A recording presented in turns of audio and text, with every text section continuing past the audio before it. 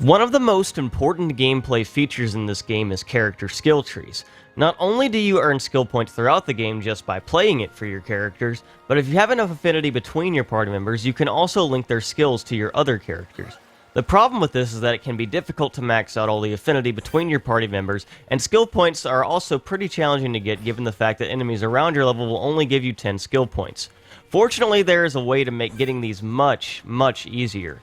Now, as a preface, this video will have spoilers on who the 7th party member is and some mid-game area locations. This guide is also geared more towards late-game and post-game players, so if you're not at that point, it won't be useful to you anyway. If you do not wish to be spoiled, I'd recommend coming back later. And as always, if you enjoy my content, please be sure to subscribe to me because it really does help out quite a bit. Now let's get into it. So the first thing you're going to want to do is take advantage of the fact that expert mode is a thing now, and level down your characters to around 3 to 5 levels under the enemies you'll be fighting for this. For me, this is around level 46 through 48.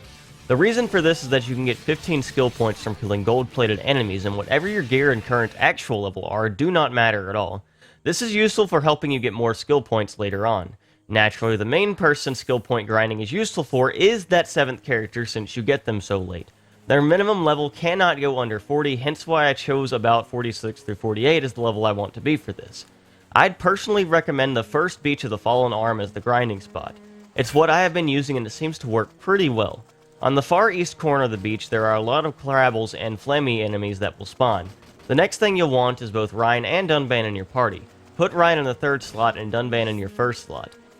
Make sure Ryan has his art called War Swing equipped and Dunban has Soaring Tempest. I'd also put Heat Haze on Dunban for a very specific reason. So one of the really cool things about chain attacks in this game is that they grant you double the skill point gains when you kill enemies with them. Essentially our goal here is to go to this spot on the beach with a lot of enemies and try to kill them with area of effect chain attacks so we can maximize our skill point gains. While we're doing this skill point grinding, I want to call attention to one of Ryan's skills on his 5th skill tree that you can get. This skill is called Friends Forever and it will boost the affinity gains when you encourage an ally. That's going to be super useful for affinity grinding later, and what I am grinding for as I prepare to make this video. It's not necessary, but it will cut the time you're grinding for affinity in half since you normally only get a value of 20 for this instead of 50. So let's keep an eye on that. So, for the actual strategy itself. So with all the preparations complete, you'll notice there are a lot of enemies over on this beach as I already said. Our goal here is going to be to build up our party meter as fast as we possibly can. And to do that, we can use Heat Haze for the guaranteed critical hit rate into Soaring Tempest to get a lot of critical hits and fill up our party meter extremely quickly. From there, we can go over to the other side and hit these other enemies over here. And essentially, we'll have a bunch of enemies aggroed at once and a full chain attack meter. From there, it's as simple as chain attacking, and what you're going to want to do is use red arts. And once you get to Ryan, you're going to want to use the art War Swing. This is going to be an AoE art that's going to kill a lot of them. Now, if you get another round, you'll use Soaring Tempest with Dunban, but if you don't, you hopefully will have killed enough enemies you'll have full party meter again anyway. Killing an enemy in a chain attack will grant you 1 full bar of party meter. Luckily, if War Swing kills most of them anyway, it doesn't really matter, but you do have Soaring Tempest as a backup just in case. From there, not only do you get a bunch of treasure chests that aren't really the main part of this, but you'll notice you'll get a bunch of skill point gains to the side of the screen. From there, once all the enemies are dead, what you're going to want to do is save the game and then reload the game afterwards. And this is going to cause all the enemies to spawn again. From there, you can just do the exact same thing, and then you'll be able to get even more skill points once again.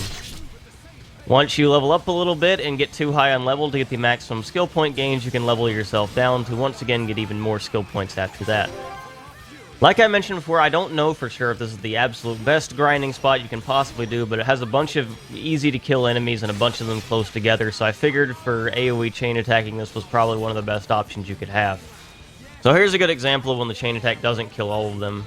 Unfortunately, I haven't gotten any chain links when I was showing off this guy, but you can easily get back up to full party meter again and chain attack again after that. And if you kill some enemies without getting the full value of SP for them, that's not a huge deal because you can just easily get it once again after that.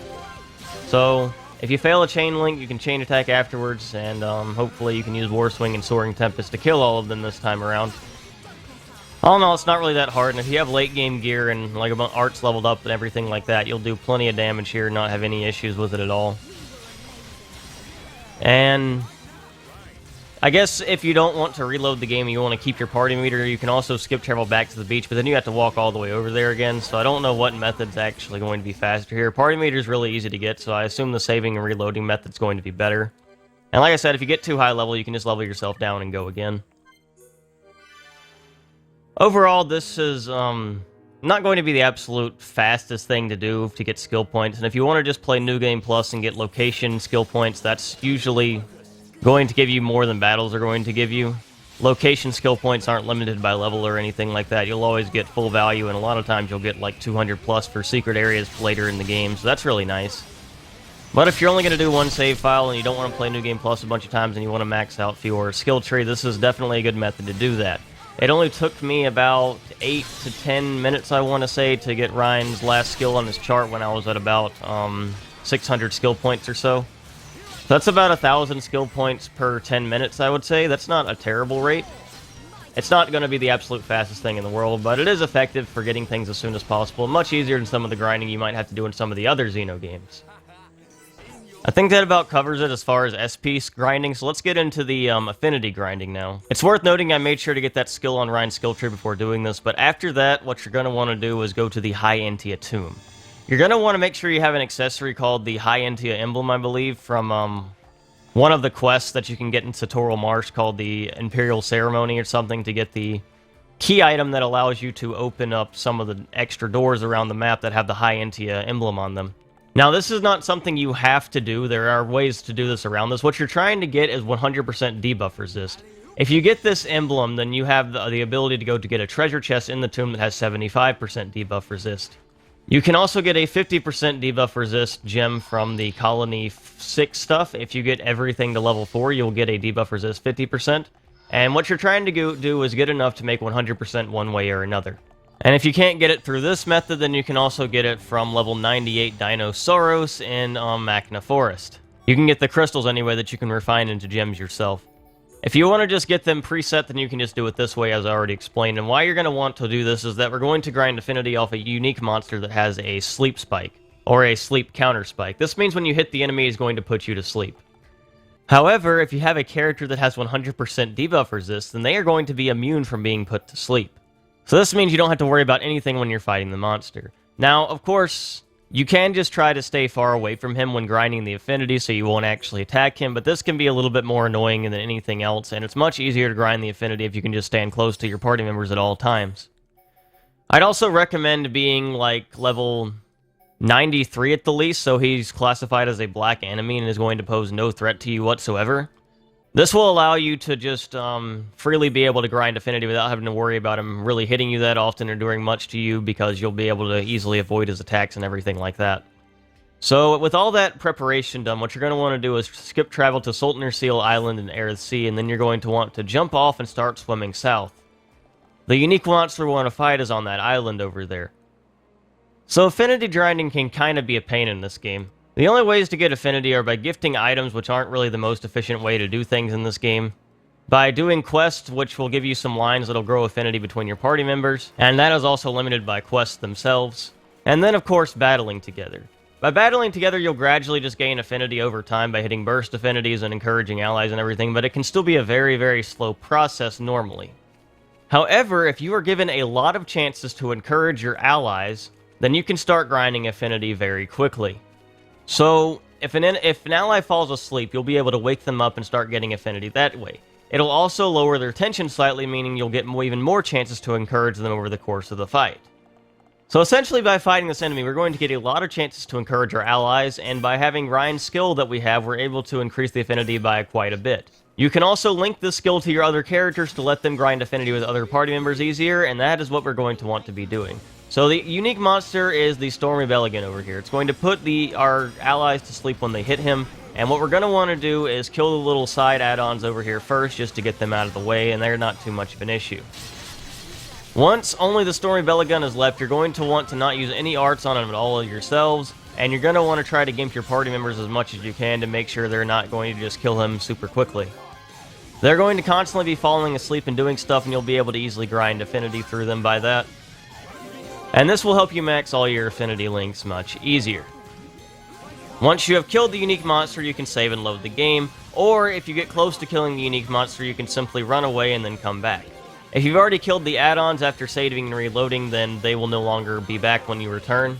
I didn't think about doing that when I was initially making the video, but I did do that later on, so that was nice. So as you can easily see by fighting this, you can see my allies are constantly falling asleep, and I'm just constantly gaining affinity over and over by talking to them, and encouraging them, of course. And since the Stormy Belagon is not really a threatening level to me, I'm able to easily do this without having to worry about their health. And if our allies do end up eventually dying, then that's not really a major issue, because we'll have full party member and we'll get to revive them and get even more affinity by doing that. Overall, with this method, it takes me about 10 to 15 minutes in order to get someone from the yellow face to a complete heart. It took me about 2 hours or so to get everyone to max affinity once I started doing this, which is definitely not bad at all, much quicker than grinding Blade Trust in Xenoblade 2, for instance. And it's the easy way to get your party members maxed on affinity. Affinity helps a lot with skill links, chain attacks, and everything like that. So it is very much worth your time to max out your affinity the best way you can, and this is going to be the most efficient way. And also helps get affinity on party members you may not want to use as much. I didn't really use Melly and Ricky much at all this playthrough, but I was able to get hearts with them pretty quickly by using this method. In the interest of saving time, I'm going to speed up the rest of this and just show you how quickly you can grind affinity by doing this. So once I end up killing the dude, I end up saving and reloading, as I already said, and just doing the process over again. And I'm able to get a lot of affinity by doing this. You're also able, if you end up killing the enemy, you can just grind some nice gear from his chest if you want to, but like I said, you can also run away. And typically reloading in might take the most time because the unique monsters only have a 30% chance of respawning after dying. So as you can see, that can actually be the most annoying part of it here, which is why it might be better just run away when he's almost dead instead, just because that'll end up saving you the most amount of time possible. But then you can just repeat the process over again, as I already stated. It's very nice that this enemy has a sleep counter spike. There is another unique monster with a topple counter spike, but it's a level 99 dinosaur in Magna Forest, and that's going to be much more difficult to actually grind affinity off of compared to this enemy here. And otherwise, you're basically stuck giving gifts and just doing a lot of even slower combat to try to get affinity, because quests are going to be very limited unless you play New Game Plus and just do all the quests over again, and I doubt anyone's really going to want to do all that like 2 or 3 times. So I would definitely recommend this method to just make sure you can get the skills and everything as fast as possible. Now, the reason I don't have, like, affinity coins or art points in this video is because affinity coins can only be gotten from killing unique monsters and leveling up, and you're going to have to play New Game Plus to do that, and there's no, like, way to grind them or anything, you just have to kill unique monsters. And art points are very straightforward, just kill high-level enemies and use AP plus gems if you really need to. So as you can see, after just doing 2 fights, I already have purple affinity with Melia and blue affinity with Ricky, and I had no affinity with either of them before that with Ryan. And Melia and Ricky still don't have any other affinity with anyone else, as you can see, so you can definitely tell I haven't been using them at all. So that just showcases how effective this method can be and how quickly you can end up doing things. And it's probably going to be the best way to get party affinity up.